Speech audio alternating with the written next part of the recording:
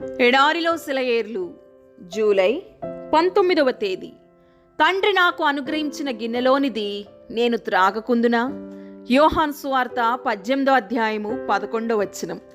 సముద్రపు పొంగును చల్లార్చడం కన్నా, చనిపోయిన వారిని బ్రతికించడం కన్నా ఈ మాటలు అనగలగడం, వీటి ప్రకారం చేయగలగడం మరింత గొప్ప విజయం. ప్రవక్తలు, అపోస్తులు ఆశ్చర్యకారాలు చాలా చేశారు, నిజమే. కానీ వాళ్ళు ఒకప్పుడు కాకపోయినా మరొకప్పుడు దేవుని చిత్తానికి లోబడి శ్రమల పాలు కావడానికి వెనుకంజ వేయలేదు. ఇలా చేయడమే విశ్వాసానికి నిర్వచనం. క్రైస్తవులు కోరదగిన మహోత్కృష్టమైన విజయం. యవనపు తొలి ప్రాయంలో అడుగు పెడుతుండగా జీవితాశలన్నీ మరి తిరుగు లేకుండా నిరాశలైపోవడం, దినదినం ఒకటే బరువును మోసుకుంటూ తిరగవలసి రావడం, తన వారిని ఆకలికి మాడకుండా ఉంచగలగడానికి కూడా ఆర్థిక స్తోమత లేని పేదరికం తలకి చుట్టుకోవడం, ఏదైనా అంగవైకల్యం సంభవించి జీవితాంతం పీడనకి, కన్యలకు గురి కావడం, ప్రియులందరూ ఒక్కొక్కరే ఎడబాటైపోయి జీవితపు విఘాతాలను ఎదుర్కొనేందుకు ఒంటరిగా నిలబడవలసి రావడం, ఇవన్నీ జరుగుతున్న ఆ శ్రమల తుఫానులో ధైర్యంగా నిలబడి మనం చెప్పగలగాలి, తండ్రి నాకు అనుగ్రహించిన గిన్నెలోనిది నేను త్రాగకుందునా? ఇదే విశ్వాస శిఖరం, ఆత్మీయ విజయాల కిరీటం. విశ్వాసం అనేది గొప్ప కార్యాలు చేయడంలో కాదు, సహనంతో శ్రమలను అనుభవించడంలోనే బయటపడుతుంది. మన శ్రమల గురించి మన దేవునికి మన మీద సానుభూతి ఉంది.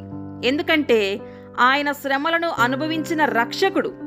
మన శ్రమల్లో ఇంతకంటే మనకు తోడు ఇంకెవరు ఉండగలరు? మనం అనుభవిస్తున్న శ్రమలు ఎలాంటివో తెలిసినవాడు తప్ప. మనల్ని మనం కొంత నష్టపరుచుకుంటేనే గాని ఇతరులకు ఊరట కలిగించలేం. ఇతరులకు సానుభూతి చూపగలగడానికి మనం పడే శ్రమలే మనం చెల్లించే ధర. సహాయం చెయ్యాలని చేయి జాచిన వాడు ముందుగా బాధలు పడినవాడై ఉండాలి. రక్షకుడైన వాడు అంతకుముందు ఎప్పుడో ఒకప్పుడు శిలువ అనుభవం పొందినవాడై ఉండాలి. ఇతరులకు చేయూతనిచ్చే ధన్యత మనకు కావాలంటే యేసు ప్రభు తాగిన గిన్నెలోనిది మనం కూడా త్రాగాలి. ఆయన పొందిన బాప్తిస్మం మనం కూడా పొందాలి. దావీదు కీర్తనలో ఎక్కువ ఆదరణ కలిగించే కీర్తనలన్నీ శ్రమల గానుగల్లో నుండి బయటికి వచ్చినవే. పౌలుకి ఆ ముళ్ళు శరీరంలో లేకపోయినట్టయితే అతడు వ్రాసిన పత్రికల్లో అంత ఆప్యాయత ఉట్టిపడుతూ ఉండేది కాదు. నువ్వు క్రీస్తులో ఉన్నట్టయితే అప్పుడు నిన్ను నలగొడుతున్న పరిస్థితులు తండ్రి చేతిలోని పరికరాలు తప్ప మరేమీ కాదు. వాటితో ఆయన నిన్ను నిత్యత్వం కోసం సిద్ధం చేస్తున్నాడు. ఆయన్ను నమ్ము, ఆ పరికరాలను తోసెయ్యకు.